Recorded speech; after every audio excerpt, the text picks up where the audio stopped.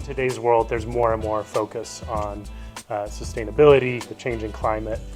If you think about all the things we wear or eat or the laundry detergent you're using, those chemicals have to come from somewhere.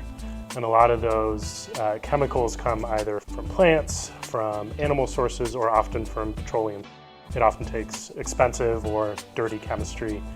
And so the idea is, can you use biological systems, in our case, microbes or yeast, to manufacture those chemicals? Let the biology do the heavy lifting and produce the things that the world needs.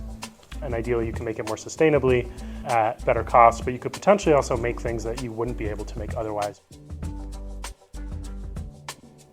Amyris is a synbio company, and the company started out of a lab in UC Berkeley on a grant from the Bill and Melinda Gates Foundation.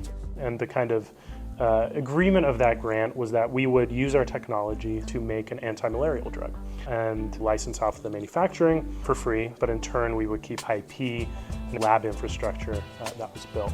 We have a variety of specialty chemicals and ingredients. We manufacture now at scale, producing in the ton quantity, from flavors, fragrances, to cosmetic ingredients. So there's a very popular and powerful emollient that's a common cosmetic ingredient called squalane, and traditionally it's sourced from shark livers. That was driven by the industry in Japan. It was outlawed in Europe. They started making it from olive trees, but the product was inferior.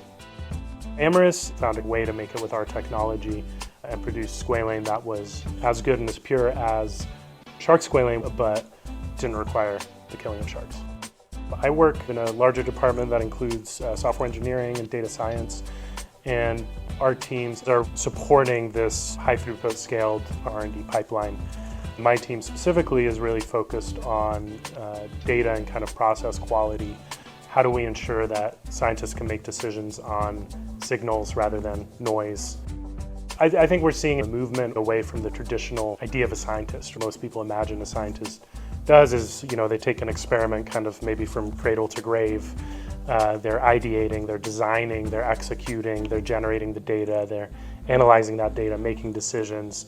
What you see more and more is, how can we kind of enable scientists to do more, right? How can we have them test 50 hypotheses instead of 2 every month?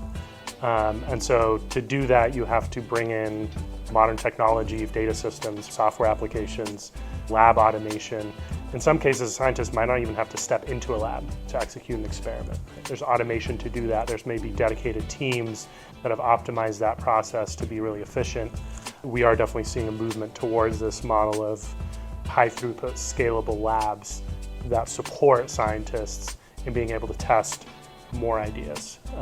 It is really ultimately enabling, I think, for scientists, but it presents new challenges. Now a scientist has 50 times more data to deal with. The support we have in terms of tooling, the time people have internally to dedicate to building data skills, building statistical skills, competencies, you need both, right? You can have a community of people that are really passionate about statistics and data, but at the end of the day, you need an element of kind of top-down leadership to help drive that. You also need an element of accountability to get pervasive data literacy within an organization. That's kind of something you have to continuously invest time in, with the expectation that there is, from a business perspective, some ROI. The beauty of JMP is it opens up doors of things we usually wouldn't pursue otherwise. The amount of time it's been developed, it has so many features, right? So many ways to kind of analyze data. The workflow builder not only allows you to make people more effective, have them work quicker, but it allows you to standardize a workflow, which leads you to the point of okay, we wouldn't have been able to make this decision. We wouldn't have been able to make this change. If you can demonstrate that from a data perspective, which JMP allows us to do, you can very clearly point to the impact of costs, right? So we have to buy 10,000 less analytical vials a year, right? That's $25,000. We have to have one less analytical instrument that costs $180,000 to run all the samples because we don't need to run as many. We also try to kind of tie it back to direct impact. And at the end of the day, it's, I think the data speaks. for the scientific world, just the world in general, analytics is only going to be more and more important. Resources might be limited, but data, on the contrary, certainly is not. Within that data is hiding answers, insight. We can have sustainable solutions, but if only you or I use that, like what is the impact on the planet? So it has to be scalable, not only from a technology perspective, but also from an economical one.